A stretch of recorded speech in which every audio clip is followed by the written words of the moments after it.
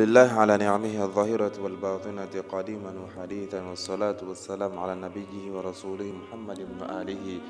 وصحبه الذين ساروا في نصرة دينه سيرا حثيثا. الحمد لله ينسل أن درسوا بناني أن سيكينك بدوم مولوبي ندي الدعاء الصائم إذا حضر الطعام ولم يفطر ni minɛn nana sigi sunbaatɔ kɔrɔ ka sɔrɔ a ma ka sun tigɛ n'o de ye dumuni minɛ a ko ni aw dɔla kelen sunnen dɔ n'u ye aw dɔla kelen wele aw y'u jaabi a balimaw y'aw dɔla kelen wele i k'u jaabi jaabili in tɛ den wɛrɛ i ka gɛrɛ u la i ka dumuni kɛ n'u ye e wele dumuni la i ka gɛrɛ u la i ka weleli in jaabi n'o de a ka taa dumuni kɛ fa in kana sa'iman ko n'a sɔrɔ e sunnen don i ka duwawu k'u ye n'u ye wele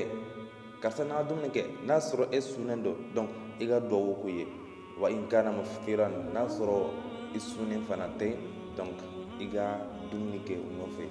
i b'i ka wolo jaabi hali n'a bɛ kɛ lɔgɔma kelen de ye i k'o ta donc o b'a yira i ka wolo i y'u ka wolo jaabi o fana y'u ka hakɛ dɔ ye i ka dɛ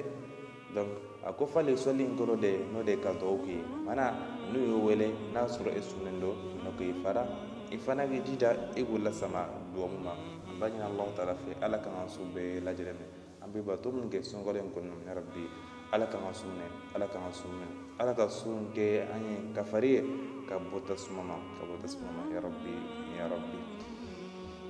Wassalamu alaikum wa rahmatullahi wa barakatuh.